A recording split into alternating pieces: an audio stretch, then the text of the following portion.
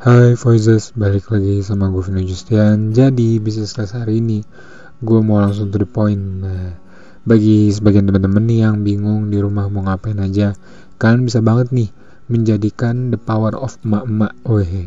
Kalau kata yang lagi hits kan juga kemarin ada yang like katanya power of emak-emak nih ya. Nah, jadi ibu-ibu ini punya usaha rumah tangga nih, awal usaha rumah tangga jangan pernah diremehkan. Kenapa? Karena mereka yang berawal dari usaha rumah tangga ini, walaupun ada beberapa yang kayak bisa dibilang sedikit pendidikan agak rendah, tapi mereka bisa menjadi pengusaha yang sukses dan dikenal karena produk dan brand-brand mereka tuh apik dan ciamik banget. Oke, langsung pertama. Siapa sih yang nggak tahu sama pisang goreng Bu Nanik? Nah, dimana pisang goreng ini kayaknya legendaris ya. Padahal ya kayak bisa terbilang cukup baru juga. Nah, apalagi yang buat teman-teman yang tinggal di Jakarta Barat pasti tahu banget nih kalau emang pisang goreng Bu Nanik ini kan emang awalnya berdiri di sekitaran Tanjung Duren tuh ya. Mulai dari tempat kecil lama-lama makin gede gitu. Awalnya padahal cuma dari usaha catering loh. Awal-awal kayak goreng pisang-pisang yang kayak mungkin kayak kurang bagus, yang kayak udah terlalu matang gitu. Terus akhirnya dimasukin ke dalam catering, malah banyak yang suka. Akhirnya jadi satu brand sendiri yang dikasih label sendiri dengan nama pisang goreng madu Bu Nanik. Tuh guys, daripada bengong di rumah, kalian bisa coba-coba bikin masakan-masakan yang simpel-simpel dulu, yang gampang-gampang dulu, modalnya kecil juga. Kalian tawarin ke tetangga, nggak ada yang tahu kan, siapa tahu bisnis kalian itu yang mulai dari rumahan iseng-iseng bisa jadi sebuah bisnis besar. Oke, yang kedua adalah sambal burudi. Nah, ini juga legend nih, legend banget, gila, ini salah satu favorit gue. Dimana sambal burudi ini ownernya ini asli Surabaya, dan makanya emang produknya ini bisa dibilang kayak asli Surabaya. Nah, biasanya orang-orang yang main ke Surabaya pasti emang jadiin sambal burudi ini kayak satu oleh-oleh khusus gitu, khasnya Surabaya. Nah, suaminya sendiri kan namanya Pak Rudi. Nah, si ibu ini asli namanya itu adalah Lani Siswadi. Nah, karena emang biasanya lebih akrab dipanggil Bu Rudi, akhirnya dia mulai beli brand cabenya ini dengan nama Bu Rudi. Sambal Bu Rudi, kenapa sih awal cerita sambal Bu Rudi ini ada gitu? Awalnya jadi sih katanya suaminya sering kayak bawa sisa tangkapan ikan, udang habis mancing gitu.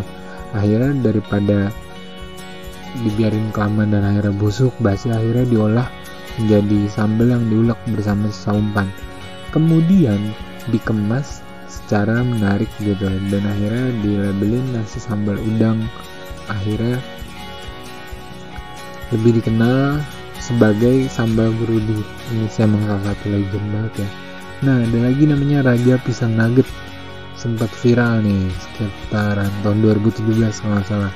Nah, ownernya ini namanya Anggita Prima, dimana terbilang masih muda banget sih ya, tapi mak pendiri Raja Pisang Nugget. Awalnya sih dia sering menyantap pisang pasir dari salah satu brand gitu lah katanya, sampai akhirnya dia menjadi kayak pelanggan setianya. Nah, akhirnya ketika dia mikir nih, apa sih yang jadi kekurangannya brand nih gitu, ketika dia makan terus dia ngerasa pisang ini kemanisan. Akhirnya mulai deh dia coba ngeracik sendiri gitu yang gak terlalu manis. Awalnya dimulai dari iseng-iseng, terus ketika dia coba jualin ternyata lakunya itu laku keras, dan gak sengaja itu ternyata pisang resepnya itu adalah yang udah ada dari dulu gitu, asli khas Makassar gitu. Dan akhirnya mulailah terkenal brandnya dia sebagai Raja Pisang Nugget.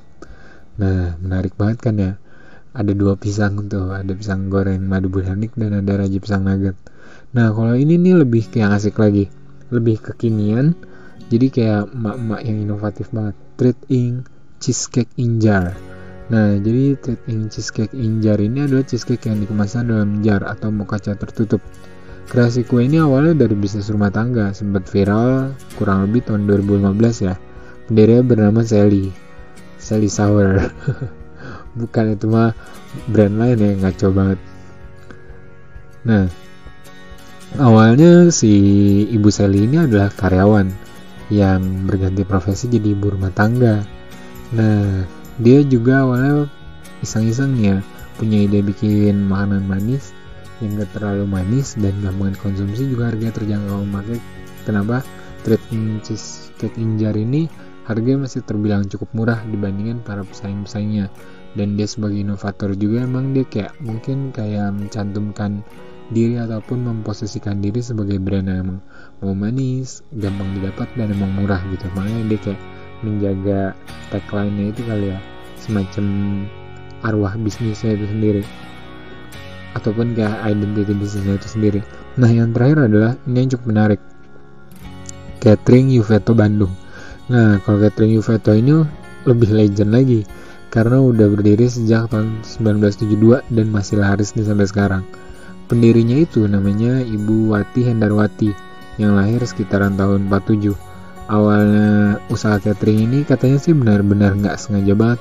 Jadi awalnya itu keponakannya minta buat nyedain nasi bungkus acara di kampusnya gitu, di kampus Unpad. Nah kemudian dari satu pesanan itu jadi ada repeat order karena emang Ibu Wati ini kayak memberikan yang terbaik gitu, kualitas yang terbaik, pelayanan yang terbaik, sehingga nasi bungkus itu disukai dan akhirnya orderan itu terus berlanjut. Nah guys, dari para pengusaha ibu-ibu ini ada beberapa hal yang gue tangkap dan bisa gue kasih ke kalian. Satu adalah jangan pernah takut untuk mencoba karena mereka semua awalnya mulai dari iseng-iseng, tapi kalau emang mendapat respon yang bagus kalian harus fokus. Yang kedua adalah yang bisa bertahan lama adalah yang menjaga identity brand maupun quality brandnya, karena brand sebesar apapun itu ketika sudah gede banget dan tiba-tiba udah merasa pangsa pasarnya kuat nih, akhirnya mulai menurunkan kualitasnya dan akhirnya mengecewakan konsumen, akhirnya konsumennya kabur. Jadi untuk menyiasati pasar sekarang nih dimana harga barang naik, lebih baik harga barangnya dinaikkan, jangan pernah turunkan kualitas. Kalau bisa teman-teman lebih baik announce dulu ke konsumen kalian lewat sosial media bahwa harga pasar sekarang kan naik ya, kemungkinan harga-harga kita ke depannya akan naik ataupun porsi akan dikurangin, tapi kami akan tetap menjaga kualitas kami. Nah sebaiknya diberitahukan seperti itu. Nah yang ketiga adalah inovasi. Nah jadi di sini beberapa brand yang gue lihat ini adalah mereka semua emang ada yang kayak tradisional gitu, bahkan emang kayak identity brandnya itu yang kayak benar-benar Indonesia banget gitu. Tapi kenapa sih bisa sampai booming sampai sekarang?